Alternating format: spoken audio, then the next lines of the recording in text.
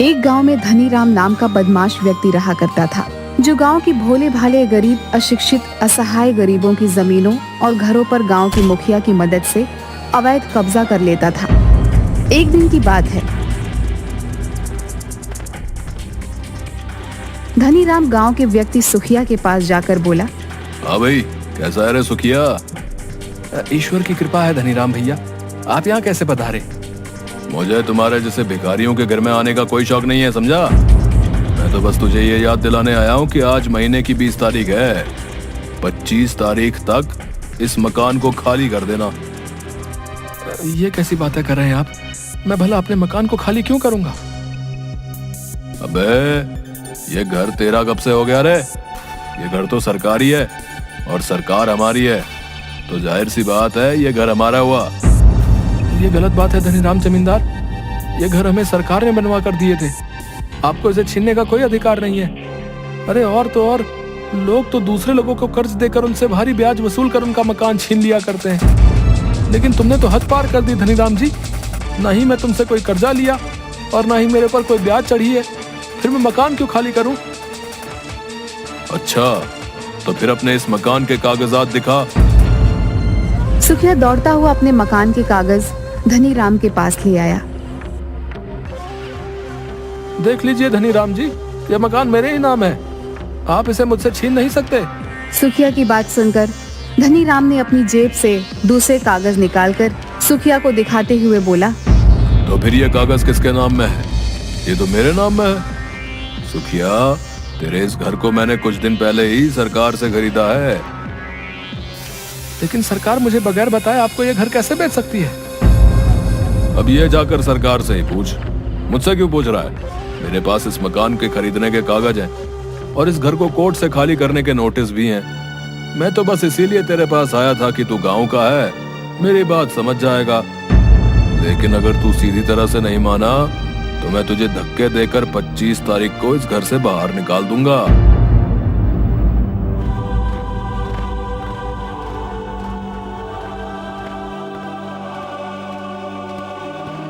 ये तो सरकार ने हमारे ऊपर बहुत अत्याचार किया। पहले हमें मकान मुफ्त में दिया और फिर इस मकान को धनीराम जैसे बदमाश को बेच दिया। नहीं शारदा, मुझे धनीराम की बात पर बिल्कुल भी भरोसा नहीं है। मैं अपनी समस्या का समाधान लेकर झुमरी के पास जाऊंगा, सिर्फ वही है जो इस गांव में शिक्षित है। इतना बोलकर सुखिया झुमरी के घर की ओर चल दिया। सुखिया झुमरी के घर के बाहर झुमरी को आवाजें लगाने लगा।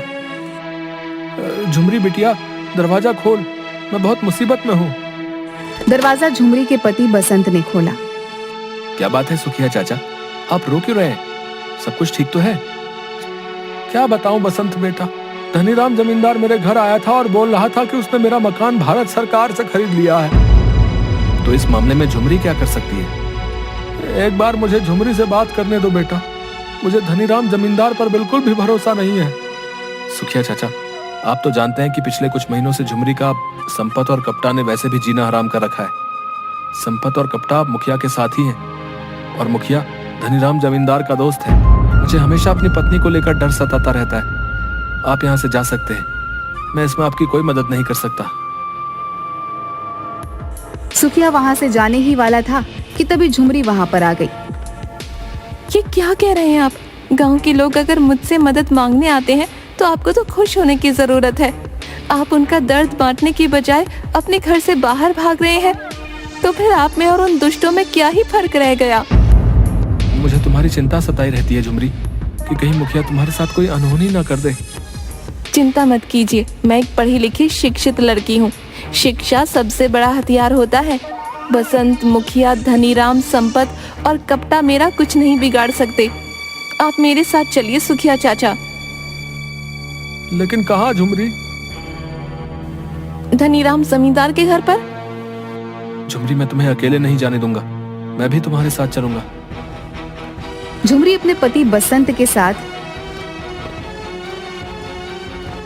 सुखिया को लेकर धनीराम जमींदार के घर पर पहुंच गई, जहां मुखिया संपत और कपटा के साथ पहले से ही बैठा हुआ चाय पी रहा था। मैं मुखिया संपत और कपटा से तेरे बारे में ही बात कर रहा था झुमरी, कि तू कब आएगी। और देख, तू यहाँ पर आ भी गई। मुझे पता था ये भिखारी जरूर तुझसे मदद मांगने गया होगा, मगर इस बेवकूफ को नहीं मालूम कि तू इसकी कोई मदद नहीं कर पाएगी। मैं यहाँ पर तुम्हारी बकवास सुनने नहीं आई हूँ। धनीराम जमींदार, तुम मुझे वो कागज दिखाओ। कौन से कागज? वही कागज जो तुमने कुछ देर पहले सुखिया चाचा को दिखाए थे। मैं भी उन कागजों को देखना चाहती हूँ कि सरकार ने तुम्हें कब और कितने रुपये में सुखिया चाचा का घर बेचा है। झुमरी की बात सुनकर धनीराम थोड़ा सा घबरा गया। उसने अपनी जेब में से एक कागज निकालकर झुमरी को पकड़ा दिया। झुमरी एक शिक्षित लड़की थी जिसने कुछ सालों पहले LLB की परीक्षा पास की थी। ये फर्जी कागज है धनीराम जमींदार। तुम्हें शर्म नहीं आती इन भोले भाले अशिक्षित गरीबों पर अत्याचार करते हुए? क्या ये फर्जी कागज है? हाँ, ये फर्जी कागज है सुखिया चाचा। धनीराम ने आपसे झूठ बोला। क्या आपको नहीं पता कि जब भारत सरकार किसी गरीब को मुफ्त में घर बनवा कर देती है तो फिर वो कभी वापस नहीं मांगती और ना ही वो किसी को बेचती है। ये तो इस धनीराम जमींदार का मक्कारीपन है जो आप सबके अशिक्षित होने का फायदा उठाता है। तुम अपनी हद से ज्यादा आगे बढ़ रही हो झुमरी। धनीराम भैया सही कह रहे हैं झुमरी, तुम काफी वक्त से हमारा नुकसान कर रही हो। अगर तुमने हमारे मामलों में दखल देना बंद नहीं किया तो तुम्हारा अंजाम बहुत बुरा होगा। मैं तुम्हारी गीदड़ भभकी से डरने वाली नहीं हूँ। अगर तुमने मेरे खिलाफ या सुखिया चाचा के खिलाफ कुछ भी उल्टा सीधा करने की कोशिश की तो मैं डायरेक्ट इस राज्य के मुख्यमंत्री को पत्र लिखकर तुम दोनों की गतिविधियों के बारे में बता दूंगी। उसके बाद मैं नहीं, पुलिस तुमसे सवाल करेगी। मैं तुम्हारे इरादों के बारे में सब जानता हूँ झुमरी। तुम ये सब कुछ गांव का मुखिया बनने के लिए ही तो कर रही हो ना, ताकि लोग तुम्हारा गुणगान कर सके और मुझे हटाकर तुम्हें इस गांव का मुखिया बना सके। मुझे मुखिया बनने का कोई लालच नहीं है मुखिया जी, लेकिन अगर गांव वाले अपनी खुशी से मुझे मुखिया के पद के लिए चुनेंगे तो मैं उसे अस्वीकार नहीं करूंगी। आजकल महिलाएं भी पुरुषों के साथ कदम से कदम मिलाकर चल रही हैं। झुमरी वहां से चली गई। ये झुमरी का कुछ करना पड़ेगा मुखिया।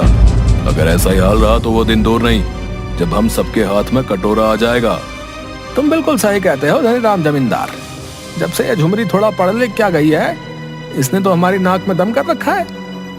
मैं तो पहले से ही आपसे बोल लिया था मुखिया जी कि गांव के लोगों को मत पढ़ाया लिखाया कीजिए, लेकिन आपको ही पता नहीं क्या खुजली थी यहाँ पर प्राइमरी स्कूल खुलवाने की। इस झुमरी ने इसी प्राइमरी स्कूल में परीक्षा पास की और आगे पढ़ने की उसकी ललक जाग उठी। अबे मैं गांव का मुखिया हूँ, अब सरकार मुझे कोई आदेश देगी तो मैं सरकार से मना थोड़ी ना करूंगा। इन बातों से कोई फायदा नहीं है मुखिया जी। अगर ऐसा ही होता रहता है तो वो दिन दूर नहीं कि झुमरी तुम्हारा मुखिया का पद छीन लेगी। मुखिया बनकर सबसे पहले हम सब लोगों को जेल पहुंचाएगी। चिंता मत करो, मैं ऐसा बिल्कुल नहीं होने दूंगा। इस पूरे गांव में सिर्फ झुमरी ही पढ़ी लिखी है, मगर वो एक बात नहीं जानती कि ये पूरा गांव अशिक्षित, अनपढ़ और जाहिल है। और जाहिल लोगों को भड़काना दुनिया का सबसे आसान काम होता है। मेरे पास एक ऐसा उपाय है कि सांप भी मर जाए और लाठी भी नहीं टूटेगी। समय आने दो और तुम तीनों मेरी बात ध्यान से सुनो। इतना कहकर मुखिया उन तीनों के कान में कुछ बताने लगा। मुखिया की बात सुनकर उन तीनों के चेहरे पर मक्कारी की मुस्कुराहट आ गई। कुछ महीने ऐसे ही बीत गए और एक दिन गांव में जोरदार बारिश होने लगी। बारिश ज्यादा होने की वजह से नदी का बांध टूट गया और गांव में बाढ़ आ गई। गांव की फसलें तबाह हो गई और भूखमरी फैल गई। झुमरी मुखिया के पास जाकर बोली,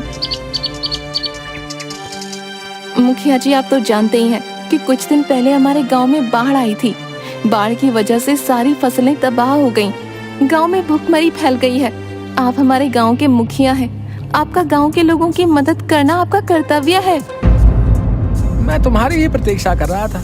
मैं अब सुधर गया हूँ। गांव के लोगों की भूख मुझसे देख ही नहीं जाती, इसलिए मैंने सरकार को एक चिट्ठी लिखी थी कि हमारे गांव वालों की मदद की जाए। सरकार ने गांव के पीड़ित व्यक्तियों की मदद के लिए बहुत सारा धन भेजा है। तुम्हारे अलावा और कोई नहीं जिस पर मैं भरोसा कर सकता हूँ। आप कहना क्या चाहते हैं मुखिया जी?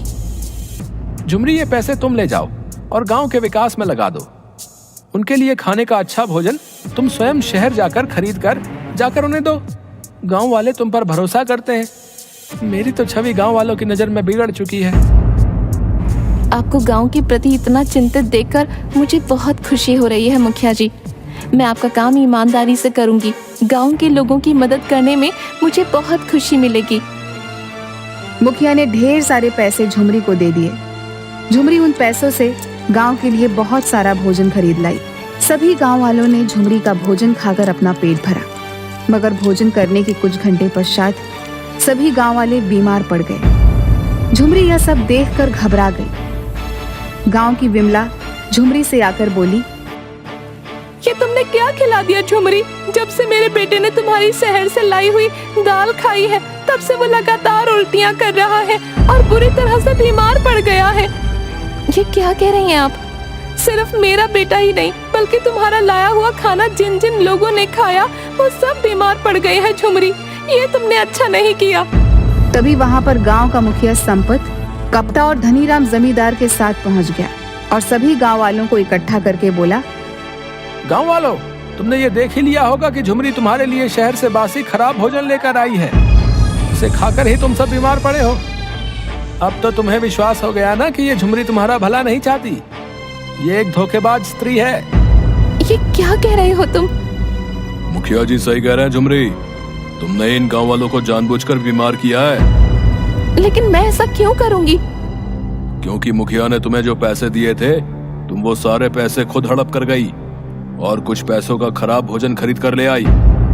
मुखिया जी बिल्कुल सही कह रहे हैं। मुखिया जी ने मेरे सामने झुमरी को ढेर सारे पैसे दिए थे और वो पैसे इतने सारे थे कि तुम गांव वाले बगैर काम किए 2 महीने लगातार भोजन कर सकते थे। ये मेरी पत्नी के ऊपर झूठा आरोप है। ये तुम सब क्या कर रहे हो? ये मेरी पत्नी के ऊपर झूठा आरोप है। मेरी पत्नी ने तुम लोगों के लिए क्या नहीं किया और तुम सब मेरी ही पत्नी पर शक कर रहे हो। अभी भी समय है गांव वालों, अपनी आंखें खोल लो, नहीं तो ये झुमरी तुम सबको अपने झांसे में लेकर इस गांव की मुखिया बन जाएगी और फिर उसके बाद तुम्हारा क्या हाल होगा उसके बारे में तो तुम सोच भी नहीं सकते। देखते क्या हो, मारो इसको। सभी गांव वाले झुमरी को बुरा भला बोलने लगे। कुछ गांव वाले झुमरी को मारने के लिए दौड़ पड़े। तभी मुखिया बोला, ठहरो, हम स्त्री का बहुत सम्मान करते हैं। हमारे गांव में नया इंस्पेक्टर आया है। मैंने झुमरी के खिलाफ पुलिस में रिपोर्ट दर्ज करा दी है। कानून अपना काम करेगा। कुछ ही देर में 2 लेडीज कांस्टेबल झुमरी को गिरफ्तार करके लेकर चली गई और उसे हवालात में बंद कर दिया। तभी झुमरी महिला कांस्टेबल से रोते हुए बोली, मेरी बात का विश्वास कीजिए, मेरे साथ धोखा हुआ है। मुखिया ने मेरे साथ छल किया है। मुझे इस थाने के इंस्पेक्टर से बात करनी है। झूठ मत बोलो, शहर से भोजन तुम ही लेकर आई थी। तुम्हें जरा सी भी शर्म नहीं आई? कुछ पैसे बचाने के चक्कर में तुमने सारे गांव वालों की जिंदगी दांव पर लगा दी। इंस्पेक्टर साहब मोबाइल थाने में चार्जिंग पर लगाकर कुछ देर के लिए बाहर गए हैं। इतना बोलकर वे दोनों महिला कांस्टेबल थाने से बाहर चली गई। थाने में इस समय झुमरी अकेली थी कि तभी वहां पर मुखिया धनीराम जमींदार संपत और कप्ता के साथ थाने में पहुंच गया। बहुत मजा आता था ना तुझे गांव वालों की मदद करने में। देख, गांव वालों की मदद करने का अंजाम ये मिलता है। अरे इससे अच्छा तो तू अगर हमारे साथ हो जाती तो आज पैसों में खेलती। अब सारी जिंदगी तेरी जेल में कटेगी। लेकिन मुखिया जी, ये झुमरी तो शहर से अच्छा भोजन खरीद कर लेकर आई थी। मेरी समझ में ये नहीं आता कि उस भोजन को खाने से गांव वाले बीमार कैसे पड़ गए। बेवकूफ कप्ता, अगर ये बात तुझे समझ में आ जाती तो तू आज गांव का मुखिया होता। राजनीति क्या होती है तुझे नहीं पता। दरअसल खाने में थोड़ा सा जहर मिलाया गया था, लेकिन सिर्फ इतना कि गांव वाले बीमार पड़ सके, वो मरे नहीं। और मैं जानता हूं कि वो जहर किसने मिलाया था। तभी वहां पर झुमरी का पति मुखिया के साथ खड़ा होकर मुस्कुराते हुए बोला, मैंने मिलाया था जहर। मुझे अपनी आंखों पर विश्वास नहीं हो रहा बसंत। तुम तो मेरे पति थे। मेरे पति होने के बावजूद तुमने मेरे साथ धोखा क्यों किया? क्योंकि गांव में हर कोई तेरा सम्मान करता था, मेरा नहीं। कुछ समय बाद तू गांव की मुखिया बन जाती और मेरी इज्जत घर में कुत्ते जैसी हो जाती। वो तो भला हो धनीराम जमींदार और मुखिया जी का, जिन्होंने समय रहते मेरी आंखें खोल दी। अब यहाँ पर ज्यादा बातें करना सही नहीं है। कानून को अपना काम करने दो और तुम्हें इसका इनाम मिलेगा बसंत। वह सब झुमरी का मजाक उड़ाते हुए वहां से चले गए। कुछ देर के बाद थाने का इंचार्ज इंस्पेक्टर अजय वहां पर आ गया। इंस्पेक्टर अजय झुमरी को हैरत से देखने लगा। झुमरी तुम? अजय, तुम इंस्पेक्टर बन गए? हाँ झुमरी, मैं इंस्पेक्टर बन गया। तुम्हारे ऊपर तो काफी गंभीर आरोप है झुमरी। मेरी बात का विश्वास करो अजय, तुम्हें लगता है कि मैं ऐसा घिनौना काम करूंगी? तुम तो मेरे साथ शहर में काफी साल पढ़े हो। मुझे तुम पर विश्वास है झुमरी, तुम ऐसा काम नहीं कर सकती। झुमरी सारी घटना इंस्पेक्टर अजय को बताने लगी।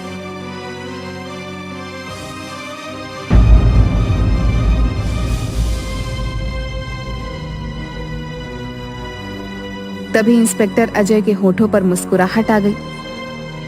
अगर तुम्हारी बात सही है झुमरी, तो अभी दूध का दूध और पानी का पानी हो जाएगा। इतना कहकर इंस्पेक्टर अजय ने चार्जिंग से अपना मोबाइल निकाल दिया और उनमें रिकॉर्डिंग को सुनने लगा। उस मोबाइल में कुछ देर पहले मुखिया, धनीराम, संपत, कपटा और बसंत की सारी बात रिकॉर्ड हो चुकी थी। इंस्पेक्टर अजय ने झुमरी को तुरंत रिहा कर दिया। मेरी आदत है झुमरी, मैं थाने में जब भी अपना मोबाइल चार्जिंग पर लगा कर जाता हूँ तो हमेशा हिडन वॉइस रिकॉर्डर ऑन कर देता हूँ, ताकि मैं अपने पीछे थाने में पुलिस कर्मचारियों की कुछ बातचीत सुन सकूं कि कहीं वो किसी से रिश्वत तो नहीं ले रहे हैं। आज मेरी ये आदत कितनी काम आ गई, तुम निर्दोष साबित हो गई। इंस्पेक्टर अजय ने मुखिया, संपत, कपटा, धनीराम और बसंत को गिरफ्तार करके जेल भेज दिया। बसंत झुमरी के सामने गिड़गिड़ाता रहा। मुझे माफ कर दो झुमरी, मैं तुम्हारा पति हूँ।